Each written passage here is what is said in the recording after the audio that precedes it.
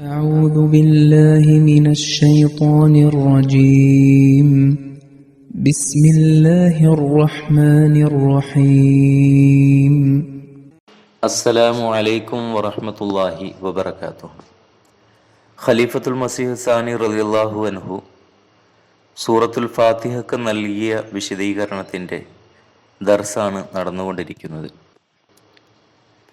സൂറത്തുൽ ഫാത്തിഹയിലെ ബിസ്മില്ലാഹിർ റഹ്മാനിർ റഹീം എന്ന ആയത്തിൻ്റെ വിശദീകരണത്തിൻ്റെ തുടർച്ചയാണ്. ഹുസൂർ പറയുന്നു, ചില ആക്ഷേപകർ പറയുന്നത്, ഏതൊരു ബിസ്മില്ലാഹി റഹ്മാനി റഹീം എന്നതിനെ കുറിച്ചാണോ നിങ്ങൾ അഭിമാനം കൊള്ളുന്നത്, അത് മുൻ ഗ്രന്ഥങ്ങളിലും നമുക്ക് കാണാവുന്നതാണ്. ഉദാഹരണത്തിന് റെവറൻഡ് വേരി എന്ന പാശ്ചാത്യ ഓറിയന്റിസ്റ്റ് എഴുതുന്നു, സൊറോസ്ട്രിയൻ മതഗ്രന്ഥത്തിൽ ബനാം യസ്ദാൻ ബഖശായിഷ് എന്ന് തുടങ്ങുന്ന ഒരു വാക്യം നമുക്ക് കാണാം. അതിൻ്റെ അർത്ഥവും ദൈവനാമത്തിൽ എന്നാണ്. അതേപോലെ ജോൺ റോഡ്വെൽ പറയുന്നത്, യഹൂദ മതത്തിലും ബിസ്മില്ല എന്നെഴുതുന്ന രീതി നിലവിലുണ്ടായിരുന്നു എന്നാണ്. അവരിൽ നിന്നും പിന്നീട് പഠിച്ച് അറബികളിലും ആ രീതി നിലവിൽ വന്നു. മുസ്ലിം മോദർ റളിയല്ലാഹു അൻഹു പറയുന്നു, റോഡ്വെല്ലിനുള്ള മറുപടി ഇതാണ്, അതായത് അറബികളിൽ ഈ രീതിയിൽ ബിസ്മില്ല എഴുതുന്ന ഉപയോഗം ഉണ്ടായിരുന്നു എന്നത് തെറ്റാണ്. അറബികൾ അർ-റഹ്മാൻ എന്നത് അധികമായി ഉപയോഗിക്കുന്നത് ഇഷ്ടപ്പെട്ടിരുന്നില്ല എന്ന് നമുക്ക് കാണാവുന്നതാണ്.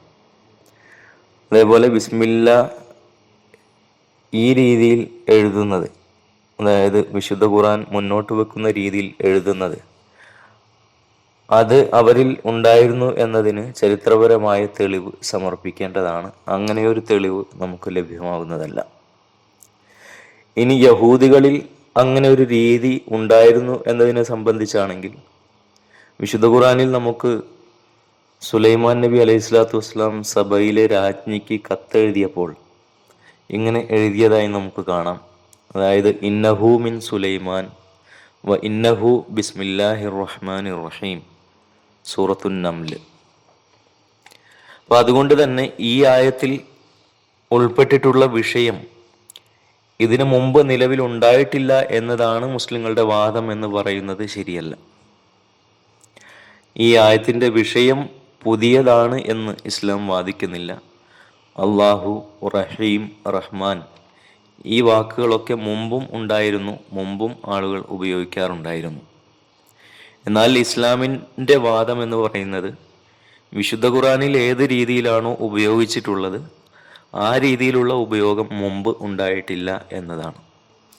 വിശുദ്ധ ഖുർആന് മുമ്പ് ഒരു ഗ്രന്ഥവും അതിൻ്റെ ഓരോ വാക്കും അള്ളാഹുവിൽ നിന്നുള്ളതാണ് എന്ന് വാദിച്ചിട്ടില്ല. ബാക്കി ബർക്കത്തിന് വേണ്ടി ഈ പദങ്ങൾ ഉപയോഗിച്ചിട്ടുണ്ട് എങ്കിൽ അത് കത്തിൻ്റെ മുമ്പിലോ അതല്ലെങ്കിൽ ഏതെങ്കിലും ലേഖനങ്ങൾക്ക് മുമ്പിലോ ഉപയോഗിച്ചിട്ടുണ്ട് എങ്കിൽ അതൊരു പൊതുവായിട്ടുള്ള കാര്യമാണ്.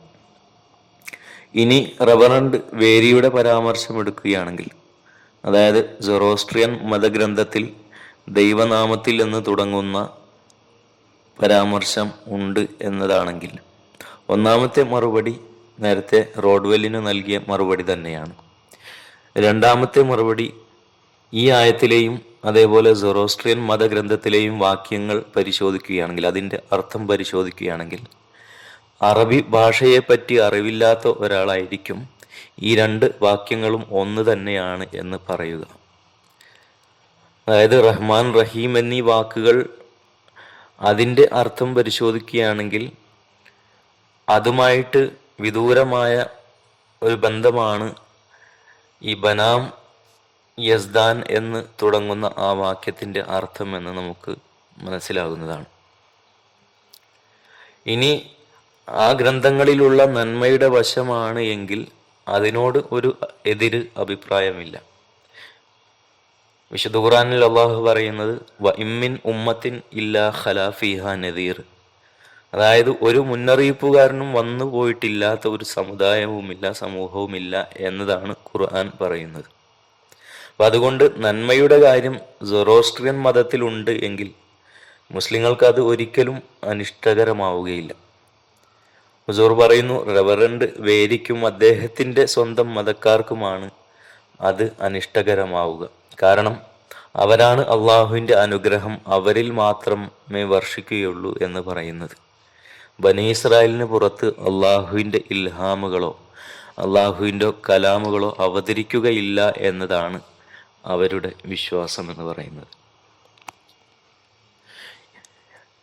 ഇസ്ലാമിൻ്റെ പക്കൽ സൊറാസ്ട്രർ അള്ളാഹുവിൻ്റെ ദൂതനാണ്. ഞങ്ങൾ അദ്ദേഹത്തെ വളരെയധികം ആദരിക്കുന്നു. അദ്ദേഹത്തിൻ്റെ വാക്കുകളുടെ ഉത്ഭവസ്ഥാനവും അതേപോലെ വിശുദ്ധ ഖുർആന്റെ ഉത്ഭവസ്ഥാനവും ഒന്നു തന്നെയാണ്. അപ്പം അതുകൊണ്ട് അതിൽ എന്തെങ്കിലും സാമ്യതയുണ്ട് എങ്കിൽ അത് ഒരു ആക്ഷേപാർഹമായ കാര്യമൊന്നുമല്ല.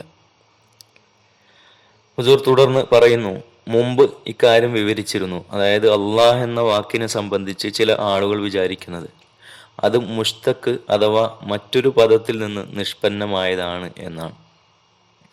എന്നാൽ ഇത് തെറ്റാണ് എന്ന് അവിടെ തന്നെ സ്ഥാപിച്ചിട്ടുണ്ടായിരുന്നു. നഹ്വിൻ്റെ അതായത് അറബി ഗ്രാമർ വിവരിക്കുന്ന ഇമാമിങ്ങൾ ആ കാര്യങ്ങളെ ഖണ്ഡിച്ചിട്ടുണ്ട്. അതായത് അള്ളാഹ് എന്ന വാക്ക് അലം അഥവാ ഇംഗ്ലീഷിൽ പ്രോപ്പർ നൗൺ എന്ന് പറയുന്നത് പോലെ സംജ്ഞാനാമമാണ് എന്നതാണ് ശരിയായ കാര്യം. അത് മറ്റൊരു പദത്തിൽ നിന്ന് നിഷ്പന്നമായി വന്നതല്ല. ഇതിന് തെളിവായിട്ട് വിവിധ ഉലമാക്കൾ പറഞ്ഞിട്ടുള്ളത് ഈ വാക്ക് അള്ളാഹുവിനല്ലാതെ മറ്റാർക്കും വേണ്ടി ഉപയോഗിക്കപ്പെട്ടിട്ടില്ല എന്നതാണ്. ഏതുവരെ എന്നാൽ അറേബ്യയിലെ ബഹുദൈവ ആരാധകർ പോലും മറ്റൊരു ആരാധ്യ വസ്തുക്കൾക്ക് പോലും ഈ വാക്ക് ഉപയോഗിക്കാറുണ്ടായിരുന്നില്ല. ചുരുക്കത്തിൽ അള്ളാഹു എന്ന വാക്ക് ഇസ്ലാമിലും അതേപോലെ ഇസ്ലാമിന് മുമ്പും രണ്ട് കാലഘട്ടത്തിലും ഉപയോഗിക്കപ്പെട്ടതിൽ നിന്ന് അത് സംജ്ഞാനാമമാണ് എന്നാണ് മനസ്സിലാകുന്നത്. മറ്റൊരു പദത്തിൽ നിന്നും നിഷ്പന്നമായിട്ടുള്ളതല്ല എന്നതിന് നമുക്ക് അതിൽ നിന്നും തെളിവ് ലഭിക്കുന്നു. മറ്റൊരു ചോദ്യം ഇവിടെ ഉയരുന്നത്, ഇവിടെ പറയേണ്ടിയിരുന്നത് അള്ളാഹുവിൻ്റെ സഹായം ആവശ്യപ്പെട്ടുകൊണ്ട് ഖുർആൻ ആരംഭിക്കുന്നു എന്നതായിരുന്നു. എന്നാൽ അള്ളാഹുവിൻ്റെ നാമം കൊണ്ട് എന്നാണ് ഇവിടെ പറഞ്ഞിരിക്കുന്നത്. ഇതിനുള്ള ഒരു മറുപടി എന്ന് പറയുന്നത് ബാ എന്ന അക്ഷരം അത് പൊതുവിൽ ഒരു വാക്കിൻ്റെ മുമ്പിൽ വരുമ്പോൾ അത് ആണയിടുന്നതിന് വേണ്ടി ആണ് ഉപയോഗിക്കാറുള്ളത്. അതായത് അങ്ങനെയും ഉപയോഗിക്കാറുണ്ട്, ആണയിടുന്നതിന് വേണ്ടി. ആ ഒരു സംശയം ഇവിടെ വരാതിരിക്കാൻ വേണ്ടിയാണ് ഇസ്മ എന്ന വാക്ക് അബാ എന്ന അക്ഷരത്തിൻ്റെ കൂടെ ചേർത്ത് പറഞ്ഞിട്ടുള്ളത്. അതായത് ബിസ്മി എന്ന് ചേർത്ത് പറഞ്ഞിട്ടുള്ളത്.